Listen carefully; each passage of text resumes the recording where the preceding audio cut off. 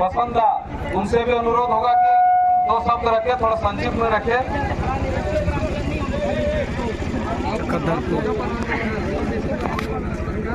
आज बहुत गंभीर विषय पर हम यहाँ एकत्रित हुए हैं। सीधे मैं मुद्दे पर आता हूँ, विषय पर आऊंगा। 7 मांगे आज यहाँ लोकतंत्र की चौथी स्तंभ मीडिया के माध्यम से हम सरकार से 7 मांगे रखते हैं और उसको मैं विस्तार पूर्वक प्रमाण के साथ प्रस्तुत करूंगा। पहली जो मांग है 60-40 नियोजन नीति के खिलाफ है हम। 60% यहाँ के झारखंडियों के लिए यानी कि स्थानीय के लिए कहा गया है। 40% आपने कहा कि इसमें भारत के जो नागरिक है वो अपने भागीदारी सुनिश्चित करेंगे। अपना जितने अभ्यर्थी हैं जो प्रतियोगी परीक्षाओं की तैयारी कर रहे हैं या नौकरी की तलाश में जुटे हैं वो इस पर अपना 40% में भारत के नागरिक। अब देखिए नियोजन पे किस प्रकार का झारखंड में नियोजन जब होता है, झारखंड में जब नियोजन होता है तो इसमें किस प्रकार से लिखा कर आता है। इसमें लिखाता है कि भारत का नागरिक हो। जब झारखंड में नियोजन होता है तो लिखाता है कि इसमें भारत का नागरिक हो। इसके बाद मैं आपको दिखाता हूँ सरायकेला खरसुआ व्यवहार न्यायालय सरायकेला का है, जिला सरायकेला खरसुआ व्यवहार न्यायालय। इसमें आपका पियोन और आदेश पाल का नौकरी निकली हुई है। इसमें क्या लिखा है देखिए, उम्मीदवार भारत का उम्मीदवार, जो उम्मीदवार हो वो भारत का नागरिक हो। इसके बाद देखिए इस प्रकार से आप देख सकते हैं जितनी भी नियुक्तियां होती है उसमें जब झारखंड में नियोजन होता है तो लिखा कर आता है भारत का नागरिक हो, जबकि अन्य राज्यों में ऐसा नियोजन नीति नहीं है। निश्चित रूप से यह बिंदु रहता है कि झारखंड के स्थानीय हो और भारत के नागरिक हो।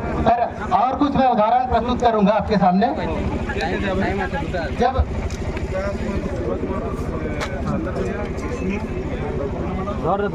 अन्य राज्य जैसे बिहार, उड़ीसा आदि में नियोजन होता है तो उसमें क्या दिखाया जाता है देखिए।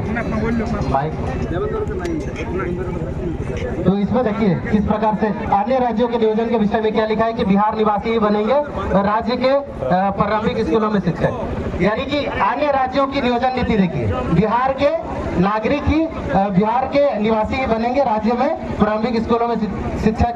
इसके बाद देखिए ये बिहार में ये उड़ीसा की नियुक्ति है, स्पष्ट लिखा है रेजिडेंस ऑफ उड़ीसा। इसके बाद देखिए इस प्रकार से अभी हाल ही में नियुक्ति निकली है lab assistant chemistry physics biology का। इसमें भी स्पष्ट लिखा है कि झारखंड में भारत के उम्मीदवार तो अपना नियुक्ति के लिए आवेदन कर सकते हैं। इस प्रकार की नीति यहाँ पर निर्धारित की गई है। इसके बाद देखिए बस इतना ही नहीं, इसमें फर्जी दस्तावेज बनते हैं। बाकी जो आपने 40% पर जो बात कही कि आप कह रहे हैं कि भारत के उम्मीदवार इसमें भाग लेंगे, बाकी जो 60% है क्या उसमें यहाँ के स्थानीय अभ्यर्थी भाग ले पाएंगे? बिल्कुल भी नहीं, क्योंकि अपने स्थानीयता अभी तक तय किया ही नहीं। अभी तक स्थानीय नीति यहाँ निर्धारण है ही नहीं।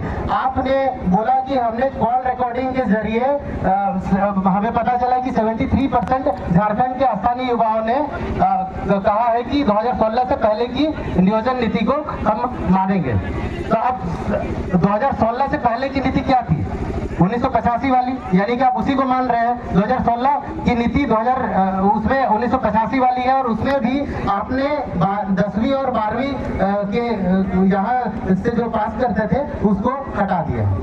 इसके बाद देखिए और इससे नुकसान क्या होगा, जैसे बाहर से जब 40% नियोजन में अवसर देंगे तो इससे नुकसान क्या होगा? भारी संख्या में, लाखों की संख्या में यहाँ पर नियोजन के लिए आवेदन भरे जाएंगे और इसके दुष्परिणाम क्या हो सकते हैं? पहला बिंदु है जो हमारे मांग पत्र में है, आपको दिखाता हूँ। इसमें देखिए जेएसएससी जेईई की नौकरी जब निकली थी इसमें पेपर लीक मामला मुंगेर का युवक धराता है। मुंगेर बिहार, मुंगेर के तारापुर से संबंध रखने वाला व्यक्ति ये पेपर लीक और उत्तर पत्रिका बांटते हुए हमारे यहाँ छात्र नेता देवेंद्र नाथ महतो जी हैं, इन्होंने काफी लंबा संघर्ष किया था इसको लेकर। जेएसएससी जेईई की एग्जाम, इसको अंततः क्या किया जेएसएससी ने? पूरी तरह से निरस्त कर दिया। सारी जितने भी नियोजन के लिए उन्होंने वैकेंसी निकाली थी, स्पष्ट उन्होंने एक वैकेंसी निकाला, लिखा जेएसएससी ने जेईई की परीक्षा रद्द की। इसके बाद देखिए इसके जब भारी संख्या में, लाखों की संख्या में आवेदन पड़ेंगे तो नियुक्ति प्रक्रिया पूर्ण नहीं कर पाएंगे, उसमें बाधाएं उत्पन्न होंगी। स्पष्ट लिखा है कि जेपीएससी ने स्वीकारा ओएमआर सीट के बिना 49 को किया था पास। ओएमआर या सीबीटी सिस्टम में जब आप एग्जाम लेंगे तो आप विफल रहेंगे। इसके बाद देखिए पीटी में फेल फिर भी 50 से अधिक बने अफसर।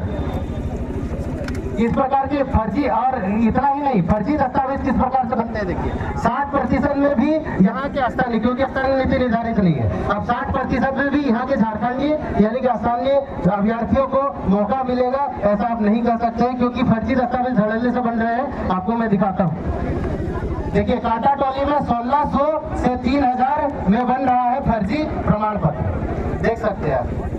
इसके बाद देखिए यूपी के आदमी ने बोकारो में खरीद ली 74 एकड़ वन भूमि, देखता रहा विभाग।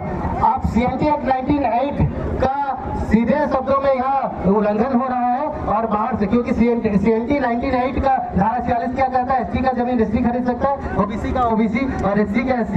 अब और वो भी यहाँ का आसानी यानी कि जाति प्रमाण पत्र होना चाहिए और आसानी निवासी प्रमाण पत्र होना चाहिए। तो फिर यूपी का आदमी बोकारो में कैसे 74 एकड़ जमीन खरीद लेता है?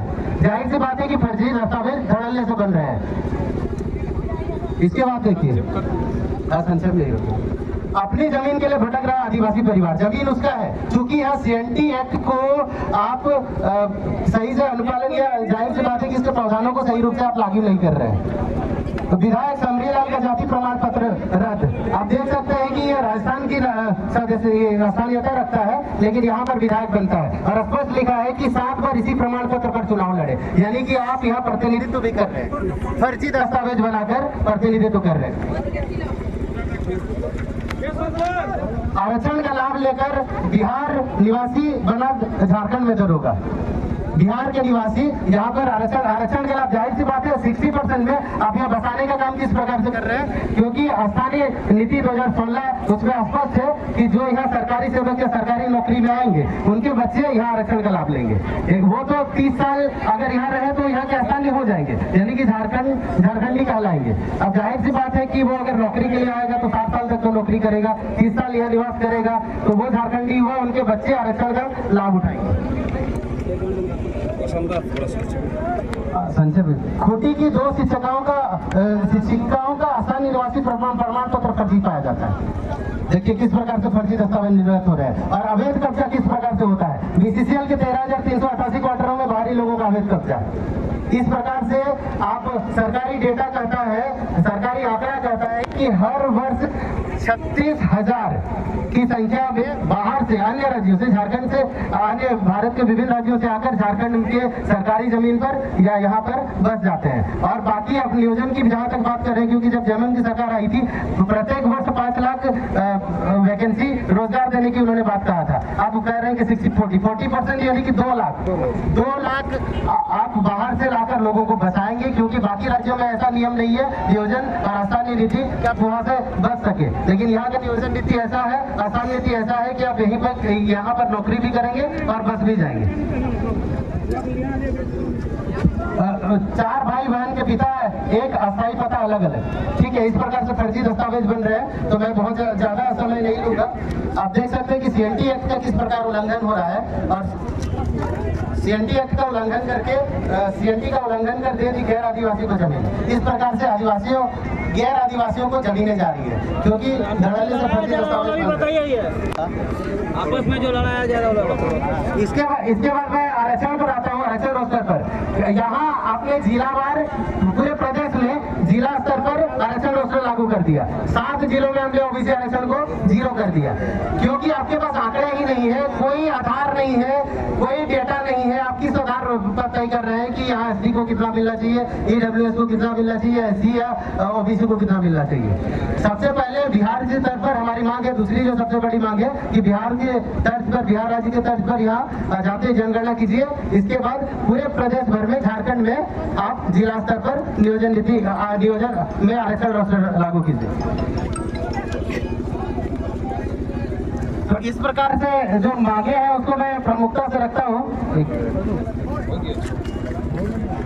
विषय पर भी नहीं,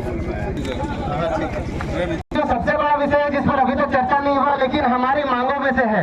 उत्तराखंड के तर्ज पर हमने क्या बोला कि उत्तराखंड में क्या है कि नकल विरोधी कानून लागू किया गया है, ठीक है। और इसका सबसे बड़ा सरकारी भर्ती परीक्षाओं में पेपर लीक और घोटालों को लेकर इस पर पाबंदी लगे, इसको लेकर और परीक्षाओं में अनुचित साधनों के उपयोग पर रोक लगे। इसके लिए उत्तराखंड ने क्या किया है, प्रतियोगी परीक्षा भर्ती में अनुचित साधनों के नियंत्रण और रोकथाम उपाय अध्यादेश 2030 लाया है। हम चाहते हैं कि उत्तराखंड के तर्ज पर झारखंड में भी झारखंड प्रतियोगी परीक्षा भर्ती में अनुचित साधनों के नियंत्रण और रोकथाम उपाय अध्यादेश लाया जाए, ताकि यहाँ घोटाले से फर्जी प्रमाण पत्र बन रहे हैं और पेपर लीक और घोटालों के मामले आ रहे हैं, उस पर रोकथाम किया जा सके। क्योंकि यहाँ जो नियम लिखे गए इस अध्यादेश में दोषियों हेतु 10 करोड़ रुपए तक का जुर्माना और आजीवन कारावास का प्रावधान है। आप निश्चित रूप से इसको रोक सकते हैं अगर आपका नीति ये उत्तराखंड के तर्ज पर झारखंड में नकल विरोधी कानून लागू होता है। ये एक विषय था,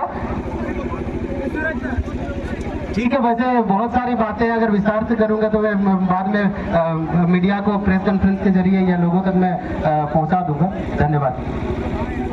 धन्यवाद बसंत दा।